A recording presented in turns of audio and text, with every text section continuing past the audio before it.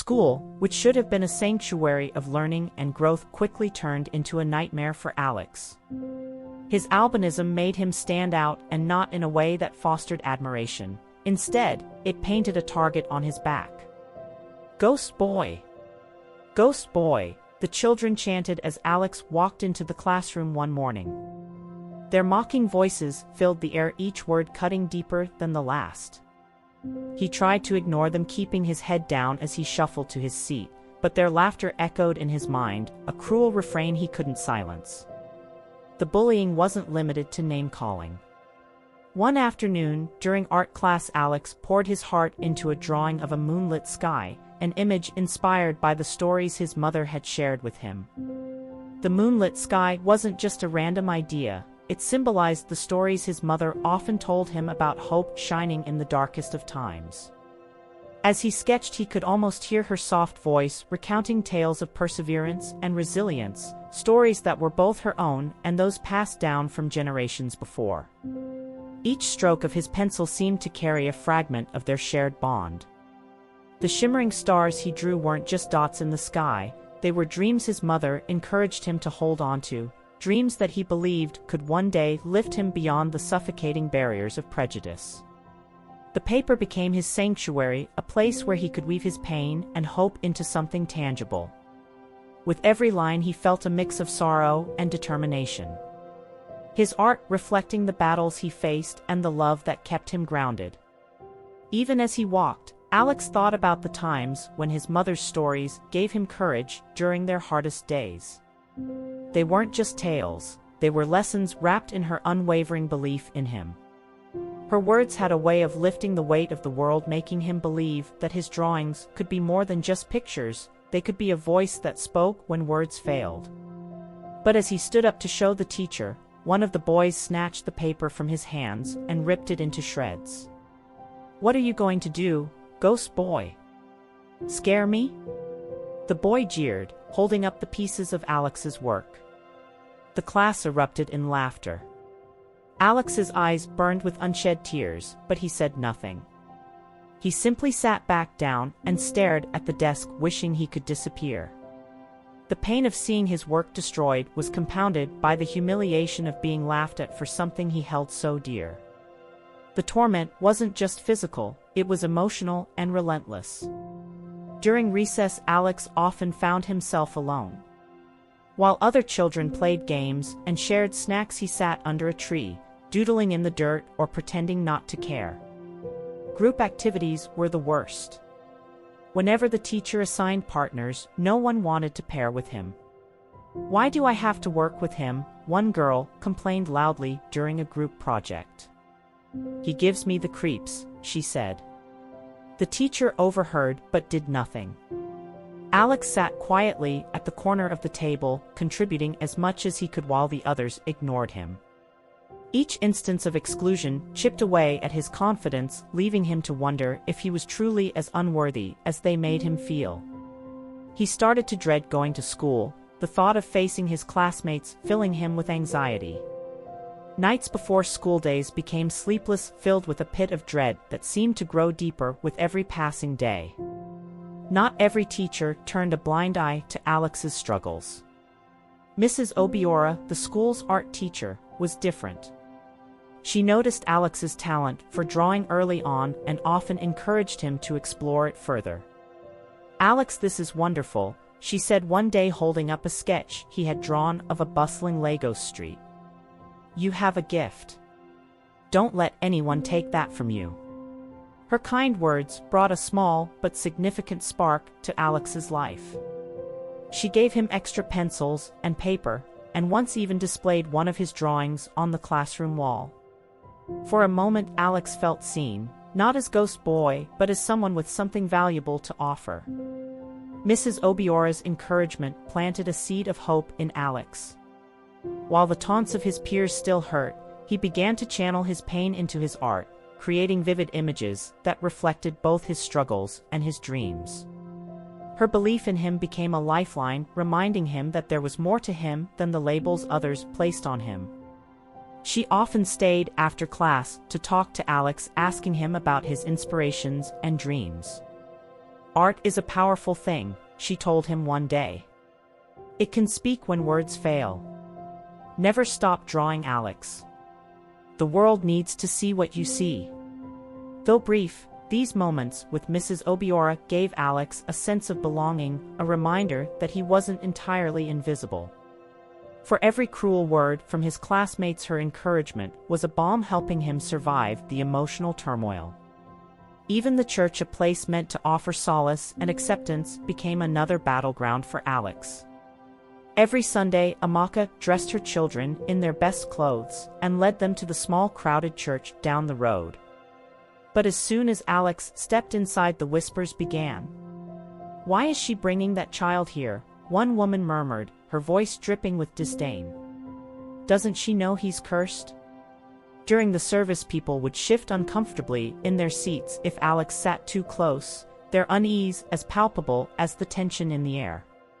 The discomfort wasn't subtle, it was deliberate. Some would cough theatrically and slide further down the pew, their avoidance unmistakable. Children whispered questions to their parents, their innocent curiosity met with hurried shushing and furtive glances in Alex's direction. To him, every movement felt like a condemnation, an unspoken declaration that he didn't belong. For Alex, these moments were devastating. He would sit stiffly, his hands clenched in his lap, trying to make himself smaller and less noticeable. His heart ached with a mixture of humiliation and confusion. Church was supposed to be a place of refuge, a sanctuary of love and acceptance, but instead, it mirrored the rejection he faced everywhere else. He found himself questioning his faith, wondering why a God who created him would allow others to treat him this way. One Sunday, the sting of isolation became too much to bear. A little girl, barely 5, turned to her mother and asked loudly, "Mommy, why does he look like that? Is he a ghost?" Her mother's face flushed as she quickly pulled the child away, leaving Alex to sit alone in a widening void. Tears welled up in his eyes, but he blinked them away, determined not to let anyone see his pain. The rejection didn't end with the service. During the communal prayers, Alex noticed how people avoided holding his hand, choosing instead to link arms with someone else or skip over him entirely. These subtle but consistent exclusions left deep scars, reinforcing his belief that he was unwanted even in the house of God. Yet, amidst the rejection, Alex clung to his mother's unwavering faith. Her whispered prayers during those painful moments were a lifeline, a reminder that he was not entirely alone. Some outright refused to share a pew with him, forcing Amaka and her children to stand at the back. The humiliation was palpable, but Amaka refused to let it keep them away. "Ignore them," she told Alex, her voice firm but kind. "God made you, and he doesn't make mistakes." Despite her reassurances, the rejection from the congregation cut deeply. Alex couldn't understand why people who professed love and compassion treated him with such disdain. The church, which should have been a refuge, became yet another place where he felt unwanted. One Sunday, a church elder approached Amaka after the service. "Sister Amaka," he said, avoiding eye contact, "maybe you should consider taking Alex elsewhere. You know, for his own good." Amaka's eyes burned with indignation. "Elsewhere? God's house is for everyone. My son belongs here as much as anyone else." But the elder simply shook his head and walked away. Alex, standing nearby, heard every word. He clung to his mother's hand, her fierce love the only shield against the sting of rejection. The rejection in church wasn't just about whispers and cold stares. Alex often felt the spiritual isolation as well. During prayer sessions, no one held his hands. During offerings, he noticed how people avoided touching the bowl after him. It was as though his touch carried an invisible mark, a stain others feared. Family gatherings too were fraught with pain, and their sting left indelible marks on Alex's young heart. These were meant to be moments of joy and unity, but for Alex, they became a minefield of rejection and alienation. While his siblings ran around playing with their cousins, Alex was often relegated to the sidelines. The weight of exclusion was a constant reminder that he didn't fit in even among his own blood. At one particular gathering, Alex tried to join a game of tag his cousins were playing. Just as he reached out to tag his cousin Emeka, the boy recoiled, yelling, "Don't touch me. You'll curse me." The other children laughed, leaving Alex frozen in place, his hand hovering in midair. He turned away, blinking back tears, and retreated to the corner of the room where he had left his sketchbook. Drawing became his only escape from the harshness around him. His adult relatives, who should have known better, were just as cruel. At the dining table, Alex overheard whispered conversations. "Why does Amaka even bring him here?" an aunt murmured, her voice laced with disdain. "He's a bad omen. I heard that children like him bring misfortune to their families." Another uncle chimed in, "She should take him to a traditional healer. Maybe they can fix whatever is wrong with him." Each word was a dagger to Alex's heart. Even though he pretended not to hear, their comments haunted him. He found himself shrinking deeper into the shadows, afraid to draw any more attention to himself. He watched his siblings laugh and chatter with their cousins, longing to be a part of their world but knowing he would never be accepted. Amaka, ever perceptive, noticed Alex's withdrawal. One evening after a particularly painful gathering, she sat him down. "Alex," she said softly, cupping his face in her hands, "you are not a bad omen. You are my light, you are my blessing. Don't let their ignorance make you doubt your worth." But even Amaka's love couldn't completely shield Alex from the pain. One Christmas, as the family gathered to exchange gifts, Alex handed a carefully drawn picture to his grandmother. It was a beautiful portrait of the entire family. The picture was very detailed and filled with love. But instead of praise, his grandmother frowned and set the drawing aside. "Why waste your time on such things?" she said dismissively. "You should be praying for a way to fix yourself instead of playing with pencils." The rejection stung worse than any insult. Alex felt his chest tighten as he quietly gathered his belongings and left the room. From then on, he stopped offering his art to others, keeping his creations to himself, hidden away like fragile treasures. Through it all, Amaka remained his unwavering champion. She confronted relatives who crossed the line, defending Alex with a ferocity that often left them stunned. "He is my son," she would say, her voice steady with conviction. "And he is perfect just the way he is." These moments of maternal love were lifelines for Alex, reminders that not everyone in his world was cruel. Still, the emotional scars from family gatherings lingered, which shaped the way he viewed relationships and trust. Over time, Alex learned to guard his heart, shielding himself from the world's judgment with walls built from pain and resilience. As Alex grew older, he began to understand the darker truths about the world he lived in. One evening, while fetching water from a nearby tap, he overheard two men talking in hushed tones. "You know, albinos are worth a lot of money," one of them said. "Yes," the other replied. "Their body parts bring wealth and power. Some people even believe sleeping with an albino cures AIDS." Alex froze. His heart pounded in his chest as their words sank in, a terrifying reality settling over him like a dark cloud. He felt a chilling sense of vulnerability, as though the shadows in the room had eyes and were watching his every move. The cruel way the men talked made him feel unsafe, making him realize just how dangerous life could be for him in this world. Memories of his mother's stories surfaced in his mind. Amaka had once recounted the tale of an albino boy from a neighboring town who had disappeared, his future surrounded by dark rumors. Alex had dismissed it then as a tale meant to keep him cautious, but now he saw it for what it was, a warning rooted in truth.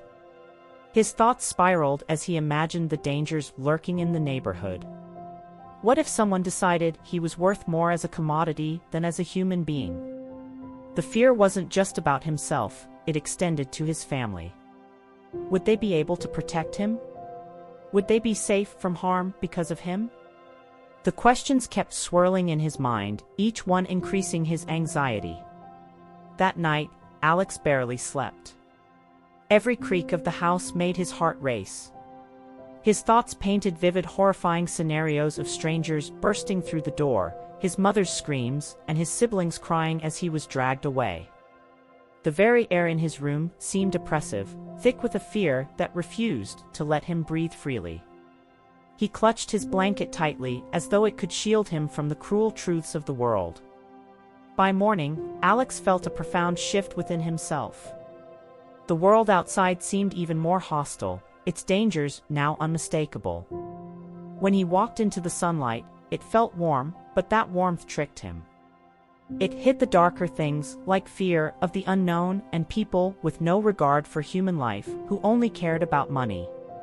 He resolved to heed his mother's advice, to stay vigilant, but he couldn't ignore the weight of his newfound understanding. The world wasn't just unkind, it was deadly, and he would have to navigate it with caution and an unrelenting will to survive. He had heard stories before, but had always dismissed them as distant rumors.